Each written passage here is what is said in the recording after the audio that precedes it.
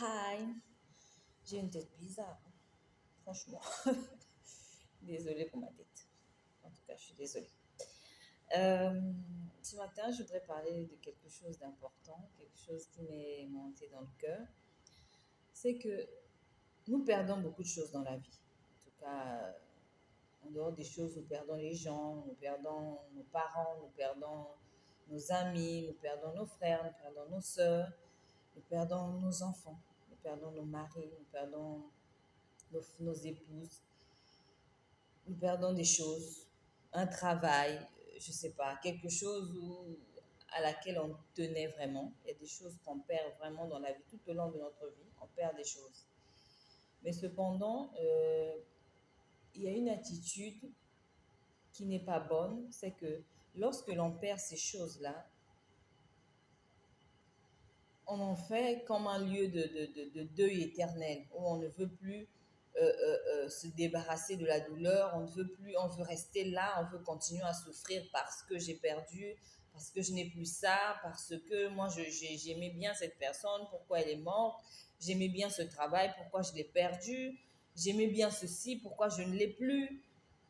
Mais on oublie une chose, c'est que tu as perdu euh, un travail, mais tu n'as pas perdu tes talents, tu n'as pas perdu tes capacités, tu n'as pas perdu les dons que Dieu t'a donnés. En fait, tu n'as pas perdu ton intelligence, tu n'as pas perdu ce qu'il y a en toi qui peut faire de toi quelqu'un de meilleur chaque jour.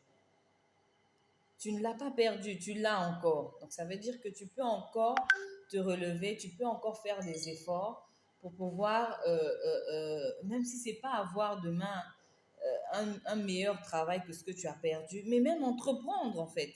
Parce que parfois la fin d'une chose n'est pas forcément une fin. La fin, c'est le début de quelque chose.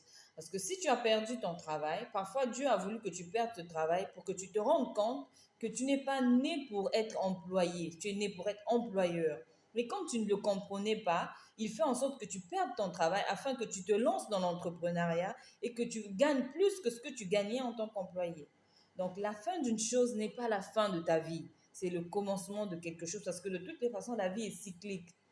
Il y a toujours une fin, un recommencement, une fin, un recommencement, une fin, un recommencement. C'est comme ça. Donc j'aimerais dire à quelqu'un, ne considère pas cette chose que tu as perdue comme la fin de ta vie, mais considère cela comme la possibilité de renaître, la possibilité de faire mieux, la possibilité d'obtenir mieux, la possibilité, quand tu perds par exemple un être cher, ça devrait normalement, quand tu regardes ça dans un autre angle, te donner la capacité ou la possibilité de te dire, oui, j'ai perdu un tel, mais j'ai encore un tel. Et je dois profiter de chaque jour que je passe avec cette personne que j'ai encore, que je peux encore voir, avec qui je peux encore parler, avec qui je peux encore partager des choses. Donc, je dois plutôt comprendre que la vie est tellement courte que je ne peux pas passer mon temps à rejeter les gens autour de moi. Je ne peux pas passer mon temps à mal me comporter avec les gens. Normalement, ça doit te permettre de savoir profiter des gens que tu as, en fait.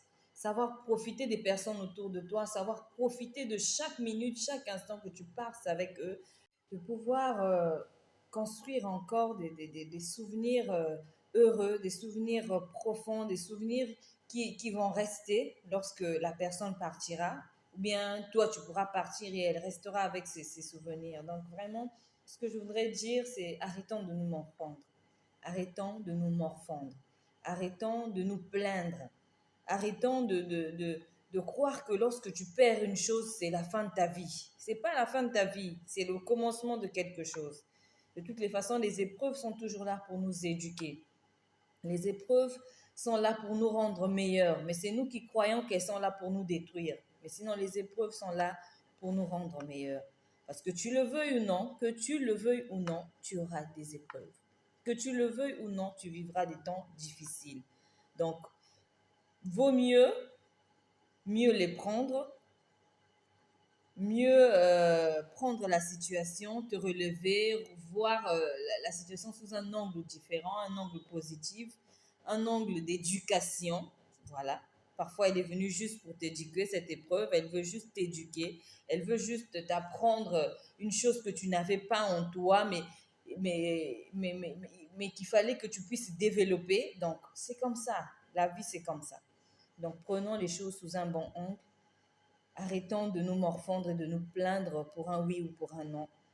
Dieu est là, il est pour nous. Si tu ne crois pas en Dieu, euh, c'est dommage. Ce qui est vrai, c'est dommage. Parce que, comme je disais dans ma précédente vidéo, les bras de Dieu, c'est le seul endroit où tu peux pleurer et rire après. Donc, c'est merveilleux de croire en Dieu, c'est merveilleux d'avoir foi en Jésus. Et je prie que toutes les personnes qui vont écouter cette vidéo puissent vraiment se rendre compte que la vie sans Jésus, c'est la vie sans joie véritable, la vie sans bonheur véritable, la vie sans paix véritable. Parce que tu peux avoir tout ce que tu veux dans la vie, mais cela ne te rendra jamais heureux. Mais avoir Jésus te rend heureux même lorsque tu n'as rien. Voilà. Donc, merci beaucoup d'avoir suivi. Que Dieu vous bénisse.